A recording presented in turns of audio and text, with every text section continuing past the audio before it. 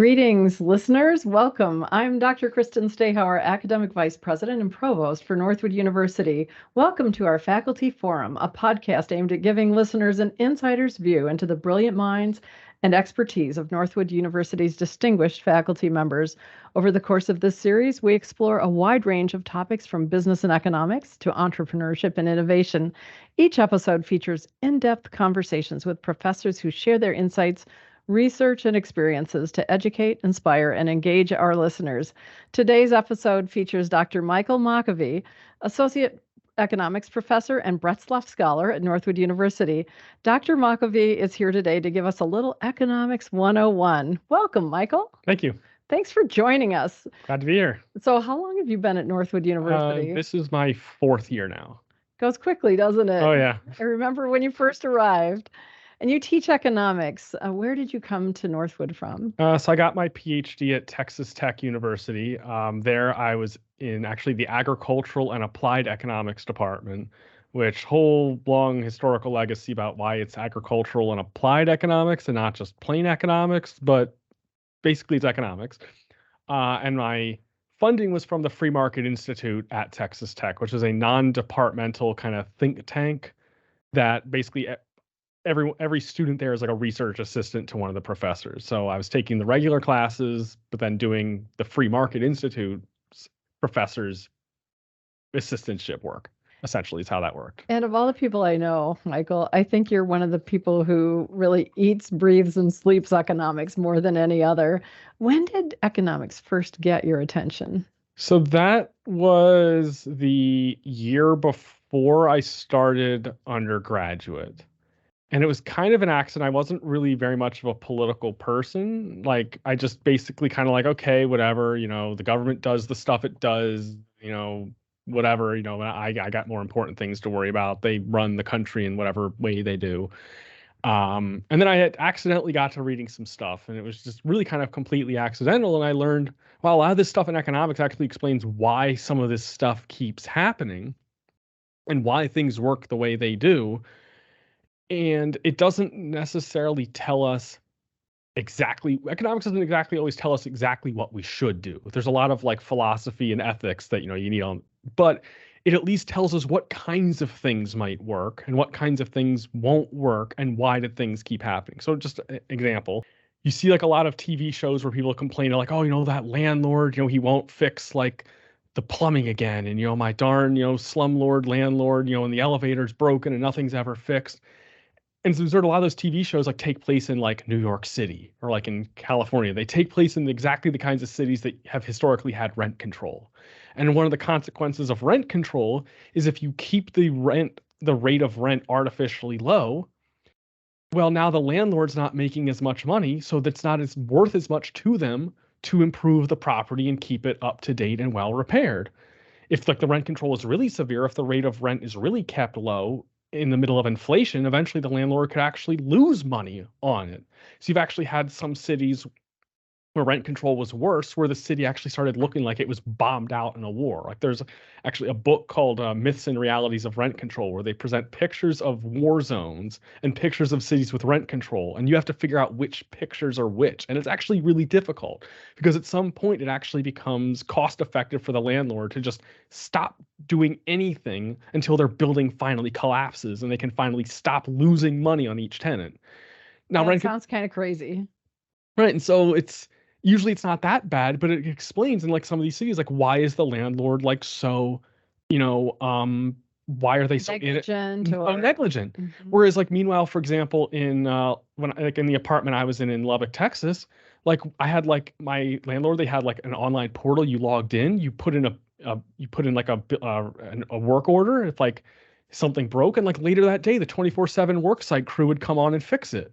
And so it's like clearly like rental markets can work well and you can have like attentive landlords if you have a competitive market where actually win, right? Good housing for a good price and well maintained. Exactly. So it's like it is possible. And so economic principles like that help explain why in like some markets is like renting so horrible and in other markets it can be a relatively pleasurable experience where like the landlord actually like pays attention and fixes stuff like any normal business. Like most businesses, you give them money and they give their customers happy. Yeah. So you're so good at translating complex concepts into really understandable ideas that our students can relate to, and you bring it alive. And that's what speaks to that is the enthusiasm with which our students who study with you have for economics. Inflation is something on the mind of many right now. Could you perhaps, for our listeners, give them an example of how you bring a concept like inflation to life? So I start by trying to explain to them why inflation is bad and why it isn't. So I say, for example, suppose all It's the prices. old it depends, isn't It it? depends. It always depends. Actually, there's a joke. I forget which president it was. I think it was Johnson. That like he had economists who would tell him, well, on the one hand and on the other hand. And he'd say, can't someone find me a one-handed economist? That's so great. But I say to my students, suppose all prices in the economy doubled overnight. Like we just woke up tomorrow and everything costs double. Well, I say, well, one of the costs is wages. So if by assumption, if all costs double, well, business costs just So doubled. labor doubled. Labor doubled. So your everything at the store costs twice as much, but you're getting paid twice as much. And I say it's basically the same as if we switched from miles per hour to kilometers per hour. In principle, every car would drive down the road exactly the same as it already does. Or if we started measuring people in kilograms instead of pounds, it would make no real difference in the world. So the issue of inflation is only in the time in between when retail prices have risen, but your wage hasn't risen yet. Chances are your wage is going to rise eventually, especially if we took a long enough period of time. Your grandparents says, oh, back in my day we could buy a steak for a nickel. It's like, okay, yeah, what did you get paid? Oh, I got paid 5 cents an hour. It's like, well, there you go. Wages, yeah. So is it a kind of equilibrium that results? In a long enough run, yes, you're going to get paid a real wage, meaning a wage adjusted for inflation that is set by the supply and demand of whatever your particular labor is, right? So more skilled labor or more relatively scarce labor is going to get paid more in real terms, where when I say real wage, again, it's adjusted for inflation. It's if you basically measure what are the actual goods and services that you can buy with your wage, you're going to end up getting paid a certain wage that is the same regardless of what inflation is in the long enough run. So in the shorter run, I know people are trying to decide, do I buy a home? Do I sell a home? Do I engage in a certain kind of business transaction? What do you tell them? It's difficult, and it depends on what your time horizon is. How much time are you willing to wait? Well, for example, so I recently bought a house, and the inspector said the roof had about 5 years of life left in it. So I said, okay, this roof needs to be replaced soon. So I said, okay, I'm just going to replace it now. And like my girlfriend was saying to me, well, why do it now? The inspector said you have 5 years of life left in the roof. Why don't you wait 5 years? And I said, well, first off, you want to replace the roof before it dies and starts leaking. I'd rather replace it too soon than too late. The inspector said 5 years. Maybe it really has 3 years in it. So, what if I wait 4 years and now the roof's leaking and now I got how many tens of thousands of dollars of water damage? But aside from that, I said, look, the roof is only going to get more expensive. There's, waiting Labor, materials, all of that, right, is affected by inflation. Right. So I said, look, I've got the money to pay for the roof now. I may as well do it now because it's not like it's going to get any cheaper. So yeah, I mean, in that case, my time horizon was such that I could afford to do it now rather than later. Different people are going to be in different situations. It also depends on what kinds of pay raises you might think you'd be getting. If someone was just about to graduate from college, it might be different. They might say, oh, maybe in the next few years I'll get a pay raise. Let me wait to do it until after I've been on the job for a few years and gotten a raise. So, right, it's all very subjective. It's all very. That's a great illustration, though. What is going on in our macro economy right now? What are the macroeconomic trends that you're watching? So probably the biggest thing is the interest rate. People, who got their houses at like a 2.5%, 3% interest rate are now suddenly seeing that everything is like 7 or 8%. So it's been said that they're golden handcuffs where people are afraid to sell their house because they don't want to have to buy a house at 7 or 8%. And so we got a weird situation where it's I think the new housing inventory is down something like 30% from where it normally is at this time of year because there's so much less supply of houses, and therefore all the people who want to buy a house, who have to because they're having extra kids or they found a new job, there's fairly slim pickings on the market. Now, I think that's going to correct eventually. eventually people are going to have to accept that the interest rate is now 7 or 8%. A person who's having more kids or getting a new job, they're going to have to buy a bigger or newer house sooner or later, right? I think people are kind of holding off to see where the market goes, but I think pretty soon they'll find it's not going anywhere. We're going to have, I think, these high interest rates for at least the next few years. Now that's contingent on what the Federal Reserve policy is. They could always prove me wrong if they wanted to, but at least for now, what they're saying and what it seems like they're doing is they are contracting the money supply, or at least contracting the rate of increase of the money supply in order to reduce the rate of inflation, but that has the unavoidable consequence of raising interest rates. And they're saying that they're going to keep on this policy for the next few years. So that's basically for the next few years, we're going to have higher interest rates. And the way this goes is you lower the interest rate by expanding the money supply. So we've had an easy money policy for the last few years. So we've had extremely low interest rates, but that had the unavoidable consequence of the high inflation.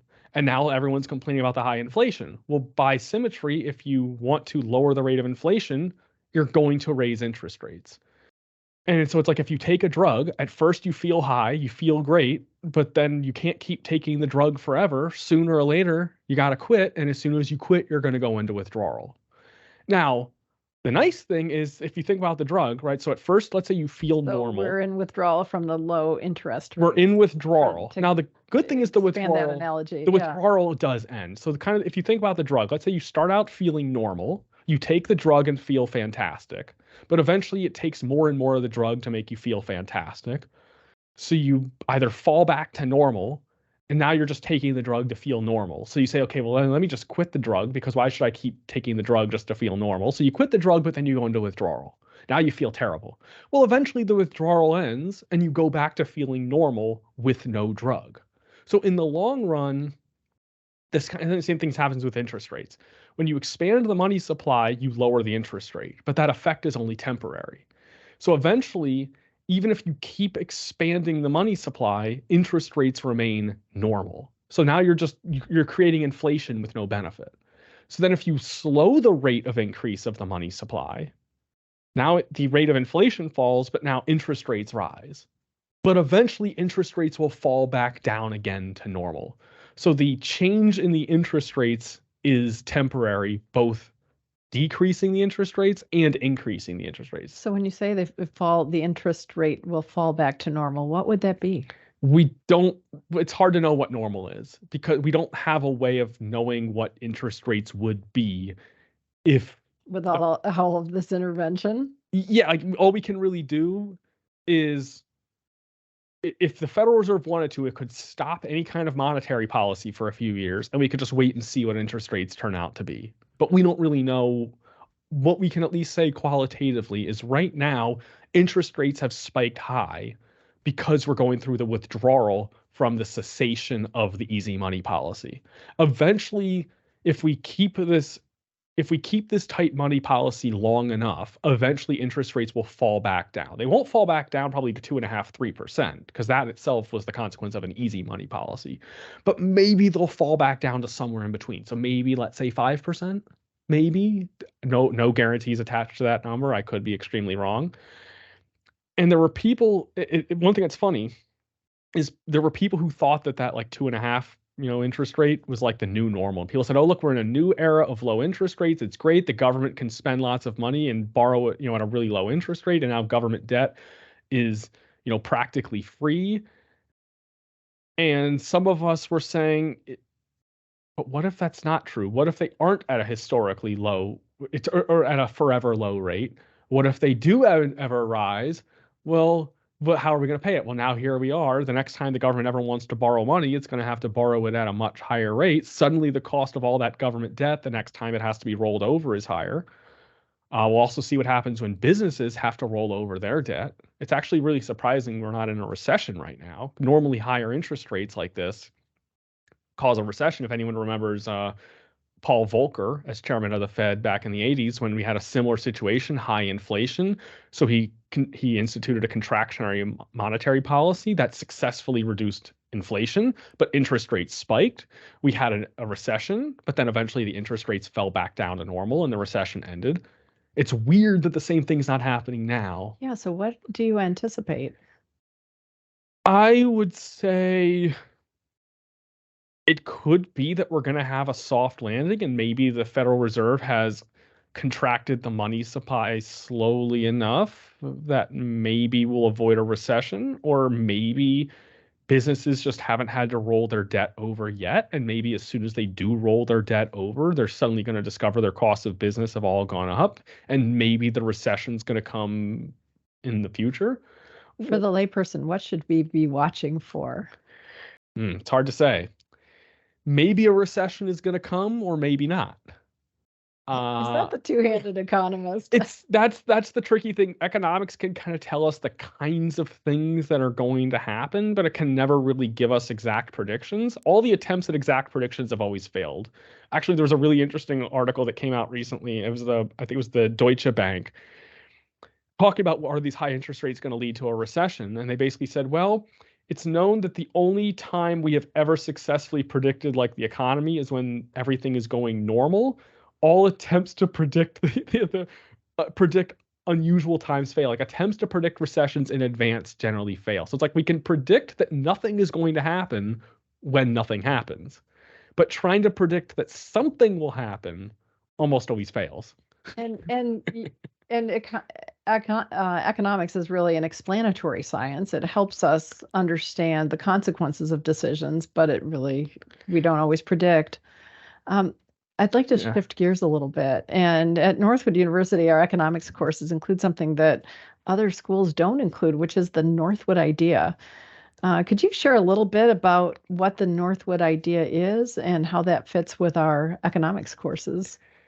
Yeah, so the Northwood idea is the idea that personal responsibility and free markets go hand in hand, that generally if you let people be free, generally good things will happen. Generally, society will function well.